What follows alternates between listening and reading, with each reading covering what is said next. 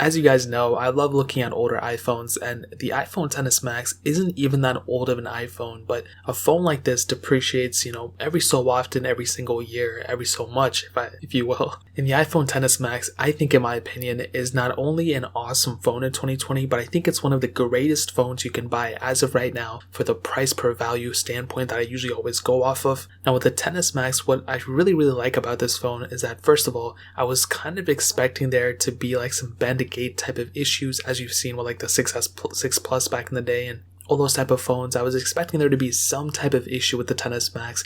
I'm not really too sure why. Maybe it was the size or something like that. But since then, there really hasn't been that crazy of an issue. There's been some smaller, minor ones here and there, but literally every single phone that's ever been released usually has one or two issues that are usually fixed. And the XS Max right now is a very stable phone, is a very good phone, and for the price that you're paying, it's going to last you for a very long time. Now, like I said, it's a great value for dollar, so every dollar you're going to spend on it is going to be worthwhile for sure. And if it's between a XS Max or 11 Pro Max, if you have all the money in the world, go for the 11 Pro or the 11 Pro Max or whatever. But if you want a phone that's going to be very competitive in the price point, the XS Max is 100% the way to go. Now, the screen on the iPhone XS Max is still killer. It's a 6.5-inch display. It's a very good panel, OLED display at that. And really, this panel's not going anywhere. The newer iPhones might have, a newer notch or smaller notch or something like that. But for the way this phone looks and the way this phone feels and everything, the panel is definitely one of those things that are still out there. It's going to get you by for the next couple years for sure. And the iPhone XS Max for sure, in terms of the panel, is great. And I give it a thumbs up in that standpoint. And even the build quality of the iPhone XS Max is very good.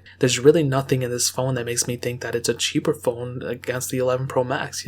Of course, those phones have newer type of things, and even my S20 Plus has a lot of cool things with it as well. But at the core, they feel almost exactly the same, and even in some cases, my XS Max might feel even better than my Galaxy S20 Plus, which is really weird, but it is what it is. And I think the XS Max, in terms of the build quality, definitely gets a thumbs up in my books. Now, the performance is also still very good for my iPhone XS Max. I've compared this phone to so many other phones. I've compared it to my iPhone 11, my iPhone 11 Pro, and my iPhone 11 Pro Max, and every single time my iPhone XS Max is usually almost just right behind it every single time. It's just like literally like not even half a second behind of opening apps or whatever. Like, it's a very quick, it's very capable, and it still has 4 gigabytes of RAM, which is still the standard across all the iPhone models. So the iPhone XS Max for sure, I've never been in a position where I was like, oh my god, my iPhone XS Max is so slow, or it can't handle what I want to throw at it, or whatever the case is. That has not happened yet. It has been 100% capable of doing every single thing that I threw at it, and that's one reason why the iPhone XS Max is still an amazing phone, is that the performance is still top tier for sure. Now, a really cool thing about the iPhone XS Max that has just came out recently is that there is a jailbreak out for it on iOS 13 to iOS 13.3. So under that uncovered jailbreak, which I've already done a tutorial on, you can actually jailbreak this phone fairly easily. It does not require, you plugging into the computer and all those things.